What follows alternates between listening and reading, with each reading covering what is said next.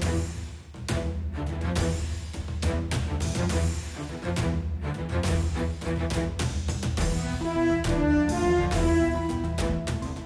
And hello, welcome to Andhra express. వాణిజ్య రాజధానికి చేరుకుంది ఇవాళ మన ఆంధ్ర ఎక్స్ప్రెస్.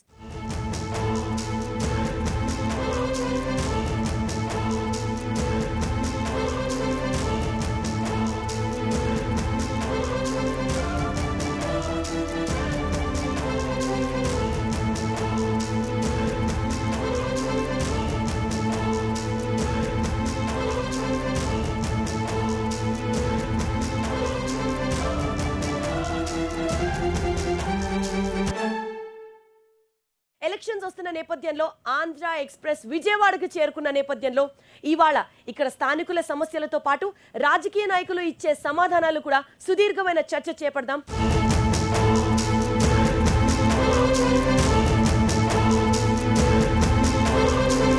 ఆంధ్ర ఎక్స్ప్రెస్ లో డిబేట్ లో మనతో జాయిన్ అవుతున్నారు తెలుగుదేశం పార్టీ నుంచి విజయవాడ సెంట్రల్ నియోజకవర్గం ఎమ్మెల్యే బోండా ఉమా మనతో జాయిన్ అవుతున్నారు. వైఎస్ఆర్సీపీ పార్టీ నుంచి ఆ పార్టీ సీనియర్ నేత అఫీషియల్ స్పోక్స్ పర్సన్ పార్థసారథి మనతో ఇవాళ జాయిన్ అవుతున్నారు డిస్కషన్ లో.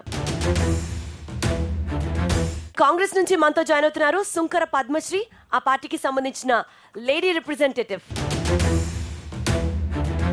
బీజేపీని రిప్రజెంట్ చేస్తూ అడ్డూరి శ్రీరామ్ మనతో ఇవాళ డిస్కషన్ లో జాయిన్ అవుతున్నారు.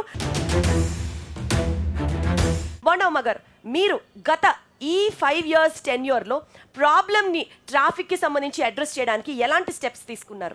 13 జిల్లాల నుంచి ప్రతిరోజు ఏదో పని మీద విజయవాడకు వచ్చి రాజధానిలో సెక్రటరియట్లో కానీ లేదా మంత్రులను కలవటం, అధికారులు కలవటం, హెచ్ఓడీలను కలవటం ఇవన్నీ కూడా పెరగటం వల్ల విజయవాడలో గతంలో ఉన్నటువంటి రోడ్లే ఇప్పుడు ప్రధానమైన రోడ్లు ఏవైతే ఉన్నాయో గతంలో ఆ రోడ్లు మాత్రమే ఉన్నాయి.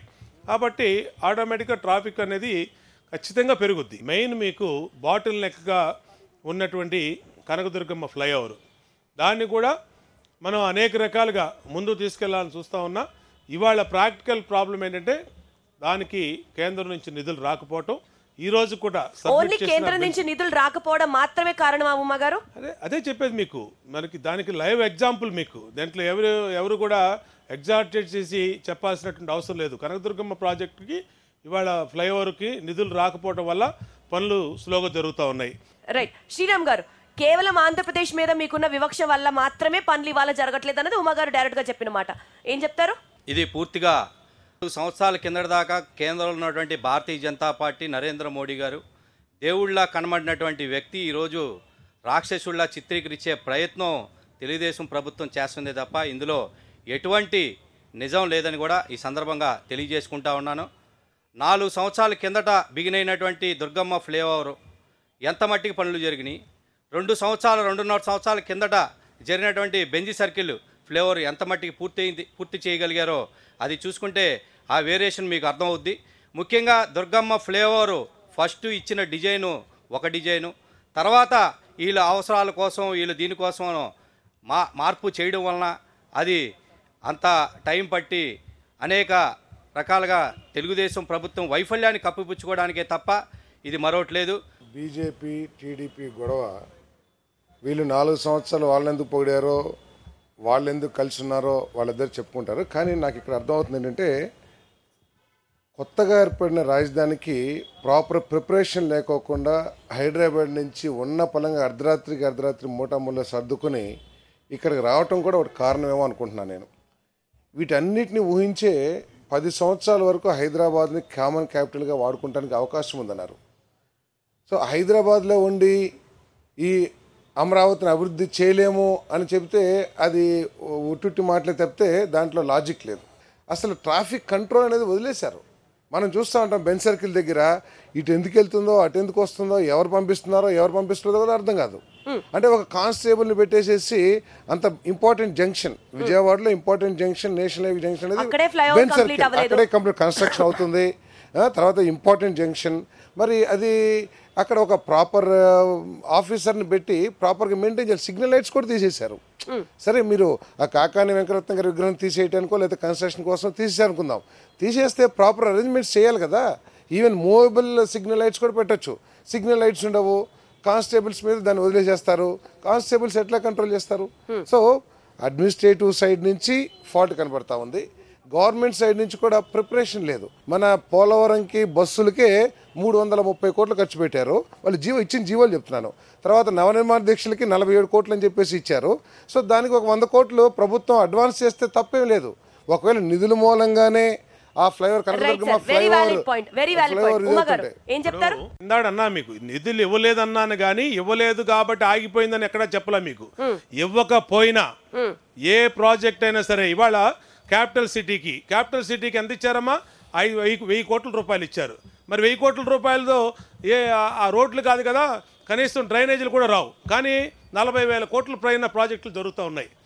మన బెంచ్ సర్కిల్ ఫ్లైఓవర్ పూర్తి చేస్తాం. బెంచ్ సర్కిల్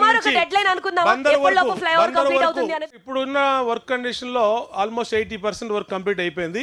ఇంకా 20% వర్క్ మిగిలింది. ఈ 20% వర్క్ కూడా మేబీ 3-4 మంత్స్ లో కంప్లీట్ అయిపోతుంది. సంవత్సరంలో ట్రాఫిక్ సమస్య తీరుతుందంటే మీరు నమ్మేటువంటి పరిస్థితి లేదు. 4.5 సంవత్సరాలుగా దుర్గగుడి ఫ్లైఓవర్ కట్టలేకపోవడం వాస్తవం కాదా?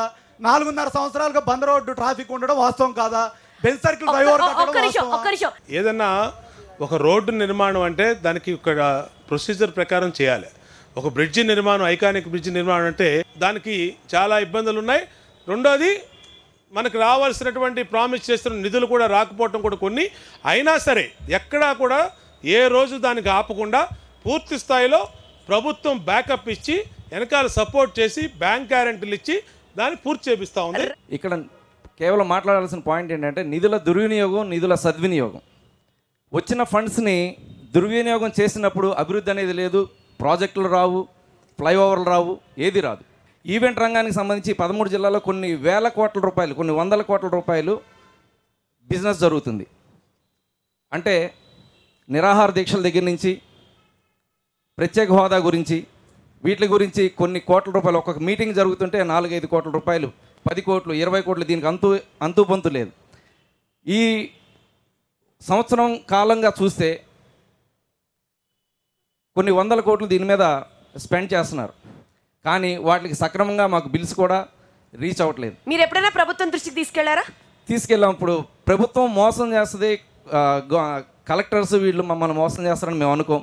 మాకు తెలిసిందల్లా ఈవెంట్ రిక్వైర్మెంట్ ఉన్నప్పుడు మేము తీసుకెళ్ళి ఈవెంట్కి సంబంధించిన అన్నీ కూడా ఎలిమెంట్స్ అన్నీ కూడా మేము అందచేయటం, ఆ ఈవెంట్ని సక్సెస్ అయ్యేటట్టుగా చూడటం, మేము బిల్లు పెట్టుకుని బిల్లు తీసుకోవడం వరకే మాకు సంబంధించిన వ్యవహారం. ఎంతకాలం నుంచి మీకు బిల్స్ ఆగిపోయినాయి? నాకు సంబంధించి ఇప్పుడు కృష్ణా పుష్కరాలకు సంబంధించి 3 సంవత్సరాల నుంచి నాకు 2,13,00,000 రూపాయలు కలెక్టరేట్ దగ్గర పెండింగ్ ఉంది.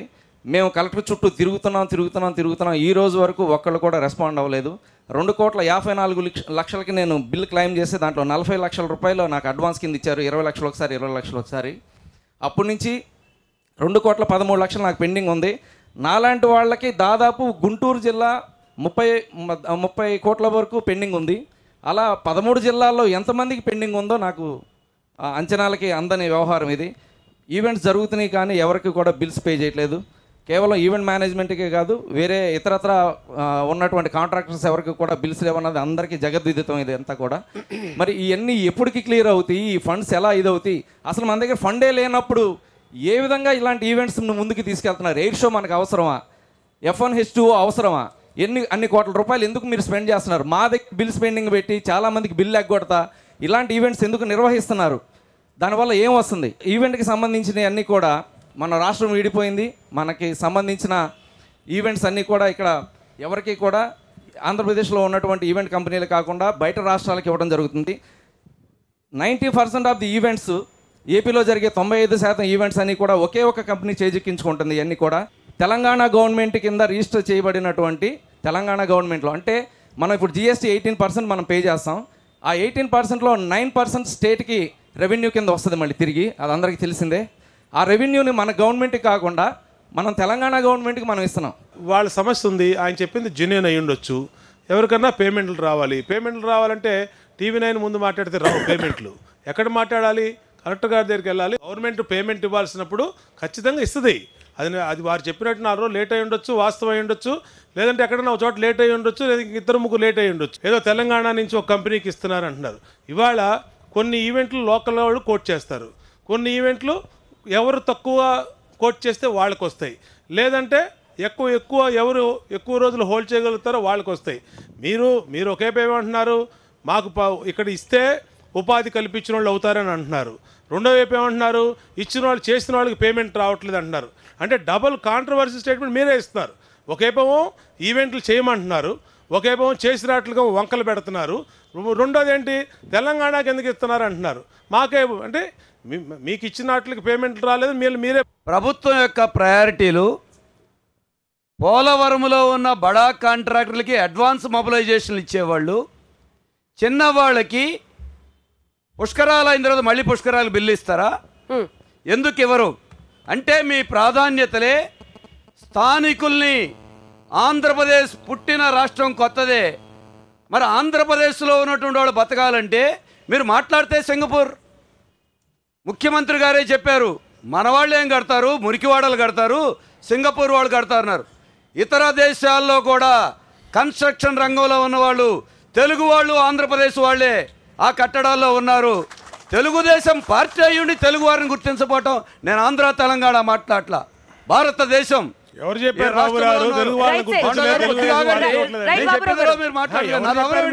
పుష్కరాల్లో అధికార పార్టీ ప్రజాప్రతినిధులు మీరు క్యాటరింగ్ చేస్తే వాళ్ళకి బిల్లులు ఇచ్చారు, నేను రుజువు చేస్తా.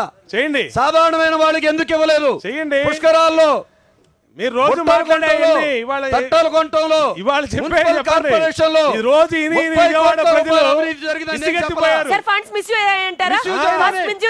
తెలుగుదేశం పార్టీ మేయర్ శ్రీధర్ గారే చెప్పారు. నేను చెప్పట్లేదండి.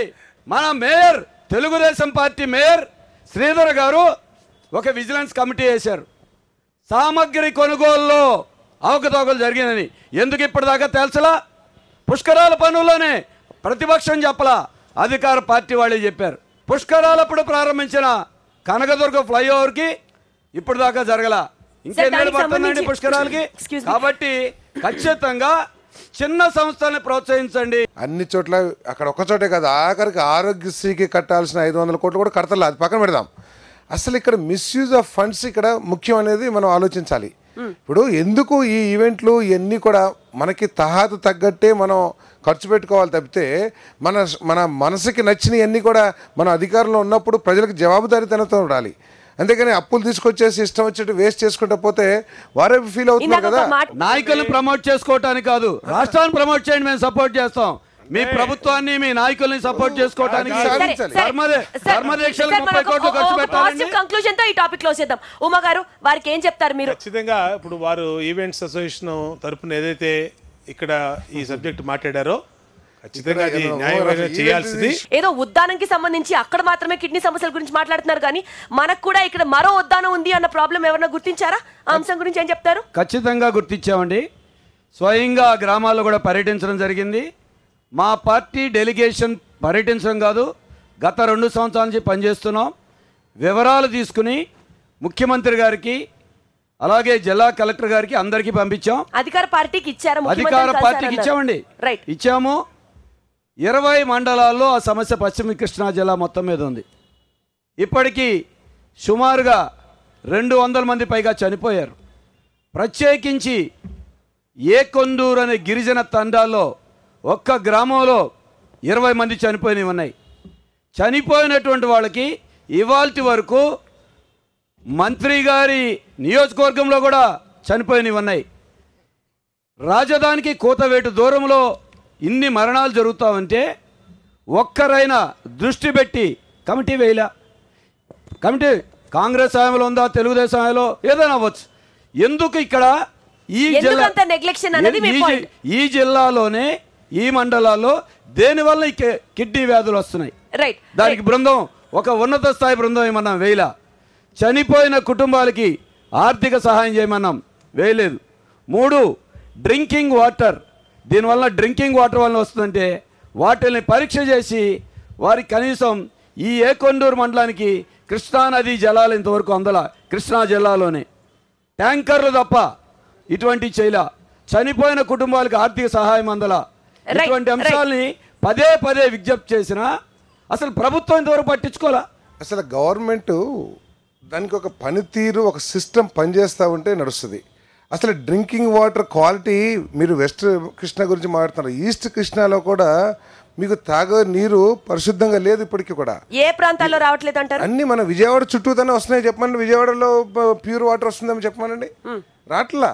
ఎందుకంటే ఈ ఆర్డబ్ల్యూఎస్ ఏదైతే ఉంటుందో రూరల్ వాటర్ సప్లై కానివ్వండి లేదా అర్బన్ వాటర్ సప్లై కానీ పూర్తిగా అసలు దాని మీద దృష్టి పెట్టట్లా. వీళ్ళంతా కూడా ఏదో హైప్ క్రియేట్ చేసుకుని ఏదో పని చేస్తున్నట్టు నడుస్తుంది తప్పితే రోజు రోజుకి కూడా ఈ సమస్య ఎక్కువ అయిపోతా ఉంది. దానికి వాటిలో డయాలసిస్ చేసుకునే పరిస్థితుల్లో కూడా అక్కడ ప్రజలు లేరు. వాళ్ళకి డయాలసిస్ కేంద్రాలు ఏర్పాటు చేయడం అనేది స్వయంగా ఈ ప్రభుత్వం చర్యలు తీసుకోవటం వల్ల కూడా వాళ్ళు అక్కడి నుంచి కూడా ఛార్జెస్ ఎఫోర్డ్ చేసుకుని ఆ పేదలందరూ కూడా ఇక్కడి వరకు విజయవాడ వరకు వచ్చి డయాలసిస్ చేసుకునే పరిస్థితుల్లో కూడా వాళ్ళు లేరు. ఇవాళ గోదావరి నీటిని పట్టిసీమ ప్రాజెక్టు ద్వారా కృష్ణా నది తేవటం వల్ల అది కూడా వచ్చేది అటునుంచే వస్తుంది. ఏది మన మైలవరం కాన్స్టిట్యున్సీ మీద నుంచే ఇటు ఇబ్రహీంపట్నం దగ్గరికి ఆ వాటరు మనకి పవిత్ర సంగమంలో చేరుద్ది. అంటే ఆ ప్రాంతం అంతా కూడా మనకి గోదావరి నీళ్లు రావటం వల్ల అనేక ఎత్తిపోతల ప్లాంట్లని ప్రాజెక్టులని టేకప్ చేసాం.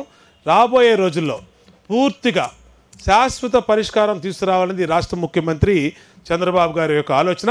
తప్పనిసరిగా నేను అష్యూరెన్స్ ఇస్తా ఉన్నా. ఖచ్చితంగా ఇప్పటికీ చాలా వరకు కంట్రోల్ చేసాం. 80% అయిపోయింది. ఇంకేదైనా బ్యాలెన్స్ 20% ఉంటే దాన్ని కూడా పూర్తి చేస్తాం. రైట్ సార్, మీరు మాట్లాడండి. ఇది రాజకీయ నాయకుల చర్చ ఎలా ఉందంటే మాకు సొల్యూషన్స్ చూపించట్లేదు. వాళ్ళు రాజకీయాలు మాట్లాడుకుంటున్నట్టుంది. తాడి చెట్టు ఎందుకు ఎక్కావురా అన్నారంట. దూడ గడ్డి కోసం అన్నా అంట. ఇప్పుడు అక్కడ కిడ్నీ సమస్యలు ఉన్నాయి, అవి పరిష్కారం అయిపోయిందా, ఇది రిజాల్వ్ చేసేసాం అని తెలుగుదేశం డంకా బజాయించి చెప్పగలదా? అది ఒకటి. రెండవది, ప్యూర్ డ్రింకింగ్ వాటర్ మొత్తం అందరికీ ఇస్తున్నాము అని డంకా బజాయించి చెప్పగలదా? అది మేము అడిగే ప్రశ్న. లోకేష్ గారు 18,000 కోట్లు 12,000 కోట్లు ఖర్చు పెట్టారు. ఓకే, ఆ ఖర్చు పెట్టిన ఉపయోగపడుతున్నాయా జనాలకు లేదా? పబ్లిక్ గా మీ రియాక్షన్ ఏంటి? ఉపయోగపడుతున్నాయా పడట్లేదా? డ్రింకింగ్ వాటర్ వస్తుందా రావట్లేదా? డ్రింకింగ్ వాటర్ కాలువ కింద గ్రామాలన్నీ కూడా కలుషితమైన నీరే తాగుతుంది.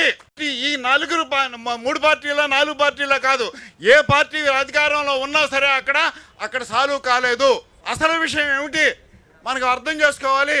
ఇవాళ సింగనగర్లో ఆ ఒక్క ఫ్లైఓవర్ సరిపోవట్లేదు. గుణదల ఫ్లైఓవర్ 15 ఏళ్ళు 20 ఏళ్ళు అయింది శంకుస్థాపన చేసి, ఇంతవరకు దానికి దానికి గతి మొక్కు లేదు పరిస్థితి. ఇంకొకటి ఇన్నర్ రింగ్ రోడ్ గామన్, ఇది ఎన్ఆర్ఐ హాస్పిటల్ నుంచి ఔటర్ రింగ్ రోడ్ వేశారు. దానికి కాంట్రాక్టులు కూడా ఇచ్చేశారు గామన్ వారికి, కానీ కాంట్రాక్ట్ క్యాన్సిల్ చేశారు. అంటే ఉన్న వాటిని క్యాన్సిల్ చేసి కొత్త వాటిని స్టార్ట్ చేయడం ఇదేమిటండి బాబు? అంటే నాకు కమిషన్ అందులో రాదు, నాకు కొత్తగా అనుమానంగా ఉంది. మెట్రో రైల్ ప్రాజెక్ట్ అని శ్రీధర్ గారిని తీసుకొచ్చి మొత్తం స్టడీ చేయించారు. శ్రీధర్ గారికి కూడా డబ్బులు రాకపోతే ఇవ్వకపోతే ఆయన లెటర్ రాశారు. అమరావతి మెట్రో కార్పొరేషన్ అని మన డివి మేనర్ హోటల్ ప్రక్క వీధిలో ఉందండి. దాన్ని 5 స్టార్ ఆఫీస్ లాగా పెట్టారండి. అందులో స్టాఫ్ అది ఈ 4.5 సంవత్సరాలు ఎంత డబ్బులు ఖర్చు అయిపోయినాయి మనకి వచ్చిందా? మాకు కావాల్సిందేంటి?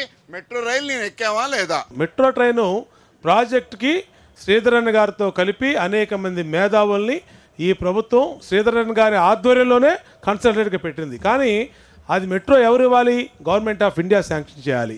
చట్టంలో బైఫర్గేషన్ యాక్ట్లో 2014లో పెట్టినటువంటి యాక్ట్లో ఏముందంటే విశాఖపట్నం విజయవాడ మెట్రో మంజూరు చేయాల్సినటువంటి బాధ్యత బైఫర్గేషన్ యాక్ట్లో ఆ రోజున సెంట్రల్ గవర్నమెంట్ది. ఇవాళ మనకి రాలా. స్టూడెంట్ యూనియన్స్ అలాగే ఇక్కడ ఉద్యోగాలు చేసే వాళ్ళు ఇక్కడ ఉన్న వాళ్ళ సమస్యలు చెప్పుకోవడానికి ప్లాట్ఫామ్ మీదకి ఇక్కడ రావడం జరిగింది. ఎవరైనా రియాక్ట్ అవుతారా? విజయవాడలో రాజధాని అయిన తర్వాత అమరావతి ఏర్పడిందండి. కనీసం రాజధానికి వెళ్ళాలంటే దారి కానీ సరిగ్గా లేదండి. బాబు గారి ఇంటికి దారి ఉంది తప్ప అమరావతి పోయేకి దారి లేదు. అంటే ఆయనకు ఓనకే కట్టారా రాజధాని? నాకైతే అర్థం కావట్లేదు. రెండో వైపు ఏంటంటే ఇక్కడ విజయవాడలో గోడలకు పెయింట్లు వేసినారు కానీ గోడలకు పెయింట్లు వేసినారు కానీ బొమ్మలు వేసుకొని ఇదే అమరావతి భ్రమరావతి అని చూపించడానికి. వాస్తవంగా ఓ సామాన్యుడు బతకడానికి కావాల్సిన ఎటువంటి ఏర్పాట్లు లేవు. సామాన్యుడికి కావాల్సిన అవసరాలంటే కనీసం తాగడానికి నీళ్లు, బతకడానికి ఇల్లు, ఈ రెండు ఈ విజయవాడ మొత్తం మనం వెతికిన భూతత్వంలో పెట్టినా కనపడదు. ఇక్కడ 18th షెడ్యూల్లో ఉండాల్సినటువంటి విద్యాసంస్థలు ఇక్కడ రావాలి. ఇప్పటికే అవి వేల కోట్ల రూపాయలు బ్యాంకుల్లో మురుగుతున్నాయి డబ్బులు. అంటే Andhra Pradesh higher education council bank అకౌంట్ని క్లియర్ చేసుకొని ఇక్కడ తెచ్చుకోలేకపోయారండి. రెండోది ఆంధ్రప్రదేశ్ యూనివర్సిటీలు ఉన్నాయి. ఈ యూనివర్సిటీల్లో 4,900 పోస్టులు ఎప్పుడో రాష్ట్రం విభజన జరిగినప్పుడు నింపాలి అని చెప్పి అనేక మంది అడిగారు. పోస్టులు భర్తీ చేస్తామని ఈ రోజు దాకా ఎగ్జామ్ పెట్టారు, మూలన పెట్టేశారు. ఒక్క పోస్ట్ నింపలేదండి. యూజీసీ డబ్బులు ఇస్తుంది మనకి ఏపీకి. ఆ డబ్బులు ఖచ్చితంగా ప్రతి సంవత్సరం పోస్టులు నింపుకుంటే యూజీసీ డబ్బులు వస్తాయి. పోస్టులు నింపలేదనే కారణంతో 5,000 కోట్ల రూపాయలు ఈరోజు మన ఉన్నత విద్యాశాఖ ఇవ్వకుండా కేంద్ర ప్రభుత్వం ఆపేసింది. దీనికి ఏంటంటే కారణం, కాకమ్మ కబుర్లు చెప్పి ప్రభుత్వ యూనివర్సిటీలను దివాలా చేసి ఈడ విట్టు ఎస్ఆర్ఎం వీళ్ళకి మాత్రం 1,000 ఎకరాలు ఇచ్చేసి ఎవడు దోచుకుంటే వానికి ఎవరికి కావాల్సినంత అప్పచెప్పేసిన పరిస్థితి మన దగ్గర ఉందండి. విట్టు కానీ ఎస్ఆర్ఎం కానీ ఇక్కడ వచ్చిన అన్ని యూనివర్సిటీలని మన యూనివర్సిటీలు సమాధి కట్టి మన యూనివర్సిటీలో చదువుకోవడానికి చదువు లేకుండా అక్కడ పోయినా ఏడ లెక్చరర్ లేరు, ప్రొఫెసర్ లేరు అనే పేరుతో ఇక ఉంటే డబ్బున్నోడు చదువుకోవాలి తప్ప లేనోడికి లేదు. ప్రభుత్వ యూనివర్సిటీలను బలోపేతం చేయాలి. ఒక్క పోస్ట్ కూడా భర్తీ చేయలేని ఏకైక ప్రభుత్వం ఇదే అండి. ఎస్సీ పోస్టులు ఎన్ని వేకెన్సీ ఉన్నాయండి? ఎన్ని ఫిలప్ చేస్తున్నారు? ఇక్కడ ఇష్యూస్ ఏంటంటే 22,000 పైగా పోస్టులు ఖాళీ ఉంటే 7,000 భర్తీ చేస్తున్నారు. డిఎస్సిలో గవర్నమెంట్ అనౌన్స్ చేసింది. అదే ఆయన కూడా అడగడం జరిగింది. ఆ 7,000 కూడా చేయనప్పుడు ఏం చేశారు మీరు? ఏంటంటే ఆ 7,000 కూడా గత ప్రభుత్వం చేయనప్పుడు ఈయన ఏం చేశారు? ఏం చేసాం మీకు బాగా ఈయన ఆ పార్టీకి ఆ ప్రభుత్వానికి బదులు కొట్టాడప్పుడు సమాధానం అదే. ఈయన ఆ పార్టీలో భాగస్వామిగా ఉన్నాడు. ప్రభుత్వాలు ఏం చేసినాయి అని అడగడం కంటే మనం ఏం చేస్తున్నాం అనేది చూపించాలి కదండి ప్రజలకు. తిరిగాడు. ప్రజలకు తెలుసు, ఆ రోజు తెలుసు. వాళ్ళతో పొత్తు పెట్టుకొని 2 చేతులతో 2 జెండాలు పెట్టుకొని ఒకవైపు కాంగ్రెస్ జెండా, ఒకవైపు సిపిఎం జెండా. ఉమామహేశ్వరరావు అది సమాధానం చెప్పండి. అలాగా సమాధానం దీనికి చెప్పండి. ఆ రోజు మాట్లాడాల. ఆ రోజు మాట్లాడాలి. వాళ్ళు ఓడిపోయారు. సమాధానం ఉందా లేదా? 22,000 పోస్టులకి 7,000 పోస్టులు ఎందుకు భర్తీ చేశారు? జాబ్ కావాలంటే బాబు రావాలన్నారు. విభజన నాటికి 1,42,000 ఉద్యోగాలు ఖాళీగా ఉన్నాయని కమల్నాథన్ కమిషన్ తేల్చి చెప్పింది. ఈ రాష్ట్రంలో అధికారంలోకి వచ్చాక ఇంటికో ఉద్యోగం ఇవ్వలేదు. నిరుద్యోగులు, విద్యార్థులు ఎవరూ నిరుద్యోగ భృతి అడగలేదు. గవర్నమెంట్ ఉద్యోగాలు ఇవ్వకపోగా నిరుద్యోగ భృతి ఇస్తా అన్నది 4 ఏళ్ళు మోసం చేసి గత బడ్జెట్లో 500, ఈ బడ్జెట్లో 1,000 కోట్లు కేటాయించారు. ఈ రాష్ట్రంలో 33 లక్షల మంది నిరుద్యోగులు ఉన్నారు. ప్రభుత్వం ఇస్తుంది కేవలం 10 లక్షల మందికి. మొన్నటి వరకు 1000 అన్నారు, ఇప్పుడు 2,000కు పెంచారు. మరి ఉద్యోగాలు భర్తీ చేయకుండా ప్రభుత్వం నిరుద్యోగులను మోసం చేసిందా లేదా? ఎమ్మెల్యే గారు చెప్పాలి. ఒకటి. రెండోది, ఈ రాష్ట్రంలో ఎస్సీ, ఎస్టీ, బీసీ హాస్టళ్ళు ఉన్నాయి. 8, 9, 10 తరగతి విద్యార్థులకి నెలకి 1,400 ప్రభుత్వం గత సంవత్సరం పెంచింది మెస్ ఛార్జీ. రోజుకి 46 రూపాయలతోటి విద్యార్థులు ఉదయం టిఫిన్, మధ్యాహ్నం భోజనం, రాత్రి భోజనం ఎలా తినాలి? అంటే ప్రభుత్వం క్వాలిటీ భోజనం ఇస్తున్నాము, ఆదివారం చికెన్ పెడుతున్నాము, బ్రహ్మాండంగా బిర్యానీ పెడుతున్నామని ప్రభుత్వం లెక్కలు చెప్తుంది. ప్రభుత్వం ఇచ్చే మెనూకి వాస్తవమైన ఆచరణలో ఉన్న ధరకి చాలా వ్యత్యాసం ఉంది. మరి పోలీస్ స్టేషన్లో కాపలా ఉండే కుక్కలు ఉన్నాయి, వాటికి మాంసానికి రోజుకి 400 ప్రభుత్వం ఖర్చు చేస్తుంది. ఎస్సీ, ఎస్టీ, బీసీ హాస్టల్ విద్యార్థులకి రోజుకి 46 రూపాయలు ఇస్తుంది. ఎందుకు తేడా?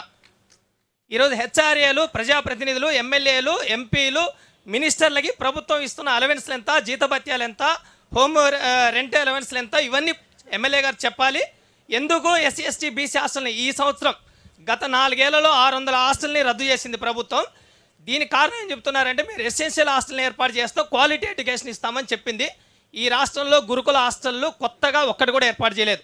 ఉన్న బిల్డింగ్లే కన్స్ట్రక్షన్ చేసి నిర్మాణం మరమ్మతులు చేసి వీటిని రెసిడెన్షియల్ హాస్టల్ అని చెప్పారు. కానీ కొత్త హాస్టల్ నిర్మాణం చేయకపోగా ఉన్న హాస్టల్ని 600 హాస్టల్ రద్దు చేసి ఈరోజు ఎస్సీ, ఎస్టీ, బీసీ హాస్టల్ విద్యార్థులందరినీ హాస్టల్ విద్యకు దూరం చేసే పని ప్రభుత్వం చేసింది.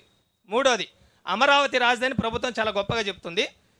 ఎస్ఆర్ఎం, విఐటి, ఎంఐటి లాంటి యూనివర్సిటీలకి తక్కువ ధరకి ప్రభుత్వమే భూములు ఇచ్చింది. కానీ రాజధాని అమరావతిలో ఒక్క గవర్నమెంట్ యూనివర్సిటీ కూడా ప్రభుత్వం ఎందుకు పెట్టలేదు? ఒక్క డిగ్రీ కాలేజీ కూడా అమరావతి రాజధానిలో ఎందుకు లేదు? ప్రభుత్వం రైతుల నుంచి తీసుకున్న భూముల్లో హాస్టల్ పెట్టాలి, డిగ్రీ కాలేజీలు పెట్టాలి, ఐటీఐలు పెట్టాలి, పాలిటెక్నిక్ పెట్టాలి, ఇంజనీరింగ్ కాలేజీలు పెట్టాలి. ఎందుకు గవర్నమెంట్ పెట్టడం లేదు? నా నియోజకవర్గంలో విజయవాడలో ఎవరు ఏ నియోజకవర్గంలో అయినటువంటి డిగ్రీ కాలేజీ, మేధావులు పెద్దలు చదువుకున్న డిగ్రీ కాలేజీ ఎస్ఆర్ఆర్ కాలేజీ నా కాలేజ్ తెలుసులో ఉంది. ఉన్నటువంటి ఎస్ఆర్ఆర్ కాలేజీలోనే చాలా కోర్సుల్లో విద్యార్థులు తక్కువ ఉన్నారు. అలాగే జూనియర్ డిగ్రీ కాలేజీ గతంలో ఉన్నటువంటి బాయికాపురంలో ఉన్నటువంటి కాలేజీలో హాస్టల్ను కూడా అక్కడ ఎస్సీ, బీసీ హాస్టల్ను కూడా పెట్టాం. దాన్ని కూడా డిగ్రీ కాలేజ్ చేయడానికి ప్రపోజల్స్ ఉన్నాయి. ఆల్రెడీ విజయవాడలో ఉన్నటువంటి డిగ్రీ కాలేజీ నా కాన్స్టిట్యున్సీలో ఉంది. అంటే ఊరిని ఆరోపణలు చేయడానికి చేస్తారు తప్పితే మేము కూడా ఎస్ఆర్ఆలోనే చదివాము. ఎక్కడ ఉంది అది? ఏ నియోజకవర్గంలో ఉంది? మరి ఆ మాట చెప్పాలి కదా. లేదని చెప్పా ఇప్పుడు మీరు ఎమ్మెల్యే కాకముందే ఉందండి. అవును, మీరు ఎమ్మెల్యే కాకముందే ఉంది. నువ్వు పుట్టక ముందు ఉంది. నువ్వు పుట్టక ముందు ఉంది. నువ్వు పుట్టక ముందు ఉంది. నువ్వు పుట్టలాపటికి పెట్టుకో. నువ్వు పుట్టక ముందు కాలేజీ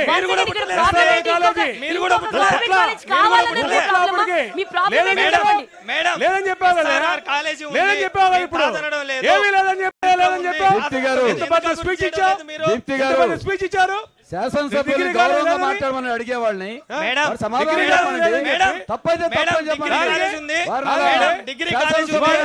వారేమన్నారు? మా స్టూడెంట్ లీడరు సెంట్రల్ నియోజకవర్గంలో డిగ్రీ కాలేజీ లేదన్నాడు. నేను ఉందని చెప్పా. ఉండండి. కాదు మీరు ఆ స్పీచ్ చూపించండి. ఆ స్పీచ్ ఆయన మాట్లాడింది చూపించండి. ఏంటంటే ఇది క్యాపిటల్ అయింది, పాపులేషన్ ఆల్మోస్ట్ డబుల్ అవుతా ఉంది. అడిషనల్ కాలేజ్ రిక్వైర్మెంట్ ఉందా లేదా? ఎస్ఆర్ఆర్ ఉంది కాదనట్లా.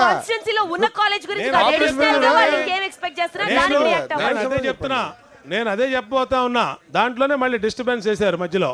ఇవాళ నా కాన్స్టిట్యున్సీలో ఒక జూనియర్ కాలేజీ ఉంది, గవర్నమెంట్ జూనియర్ కాలేజీ. దాన్ని డిగ్రీ కాలేజీకి ప్రపోజల్ పెట్టాం. రేపో మాపో అది కూడా వచ్చేస్తే ఆల్రెడీ దాంట్లో బీసీఎస్సీ హాస్టల్ని నేను వచ్చినాకే స్టార్ట్ చేసాం. అది కూడా జరుగుతూ ఉంది. ఇందాటి సోదరుడు చెప్పాడు మా స్టూడెంట్స్కి 46 రూపాయలు ఇస్తున్నారు ఇవాళ ఫుడ్ అలవెన్స్ అని చెప్పారు. గతంలో ప్రభుత్వం ఎంత ఇచ్చిందో కూడా ఆయన చెప్పాలి. చెప్పి ఈ ప్రభుత్వం పెంచిందా, గతంలో ఉన్నదానికన్నా వాళ్ళు 200 రూపాయలు రోజుకి ఇస్తూ ఉంటే ఈ తెలుగుదేశం ప్రభుత్వం వచ్చి 46 రూపాయలు చేసిందా కూడా వారు చెప్పాలి. ఎందుకంటే సుదీర్ఘ ఉపన్యాసం ఇచ్చారు, మంచి పాయింట్లు చెప్పారు ఆయన. ఎవరు పెంచారా తగ్గించారా? గతంలో ధరలు ఎంత ఉన్నాయి, ఇప్పుడు ఎంత ధరలు ఉన్నాయి అది చెప్పండి సార్. మీరు గతంలో ధరలు ఎంత ఉన్నాయి, ఇప్పుడు ఎంత ధరలు ఉన్నాయి చెప్పండి. అది కూడా చెప్పాలి సార్. మీరు అది చెప్పకుండా తమ్ముడు ఒక నిమిషం, అది కరెక్ట్ గా సార్. విషయంగా ఒక్కొక్క సబ్జెక్ట్ గురించి మాట్లాడు. గత ప్రభుత్వం 30 రూపాయలు ఇచ్చింది సార్. గత ప్రభుత్వం 30 రూపాయలు ఇచ్చింది, ఇప్పుడు 46 రూపాయలు ఇస్తుంది. చంద్రబాబు నాయుడు గారు తాగే వాటర్ బాటిల్, వాడి మనవడు ఫంక్షన్ కి వాటర్ బాటిల్ కాస్ట్ వచ్చే 30 రూపాయలు కాస్ట్. మనకెందుకు తమ్ముడు అవన్నీ? అవును సార్, మరి విద్యార్థులు కదా సార్, తరగతి గదిలో భవిష్యత్తు వచ్చేది. చంద్రబాబు గారు ఏం మంచి నీళ్ళు తాగుతున్నారు మనకు అనవసరం కదా సార్. మీరు తాగే water bottle municipal water TV9 వాళ్ళు ఇచ్చిన వాటర్ తాగుతున్నా. ఇక్కడ అందరూ అర్థమైందా? నువ్వు అనవసరమైన మ్యాటర్లు ఎందుకని మాట్లాడతావు? ఇప్పటి వరకు మనం ఏదైతే అంశాల గురించి మాట్లాడుకున్నామో ప్రభుత్వం ఏం చేస్తుందో చెప్పడం జరిగింది, ఎలా చేస్తుందో రియాక్ట్ అవ్వడం చెప్పడం జరిగింది. దానికి ప్రజలకి సంబంధించి వాళ్ళకి కొన్ని రిజర్వేషన్స్ ఉన్నాయి. ఇక్కడ వచ్చిన మిగిలిన పార్టీ రిప్రజెంటేటివ్స్ అందరూ కూడా కొన్ని రిజర్వేషన్స్ మెన్షన్ చేయడం జరిగింది. కానీ ఇచ్చేది గవర్నమెంట్, తీసుకునేది పబ్లిక్ కాబట్టి ఖచ్చితంగా రాబోయే ఎలక్షన్స్లో ఇవి ఎంతవరకు నిజమో ఇవి ఎంతవరకు నిజం కావో ప్రజలే డిసైడ్ చేయబోతున్నారు. సో కంపల్సరీగా రాబోయే ఎలక్షన్స్లో ఇలాంటి ప్లాట్ఫామ్ ద్వారా ఉన్న ప్రాబ్లమ్స్ అన్నిటినీ ప్రజల దగ్గర నుంచి పబ్లిక్కి దాకా గవర్నమెంట్ దాకా తీసుకెళ్లడం అయితే జరిగింది.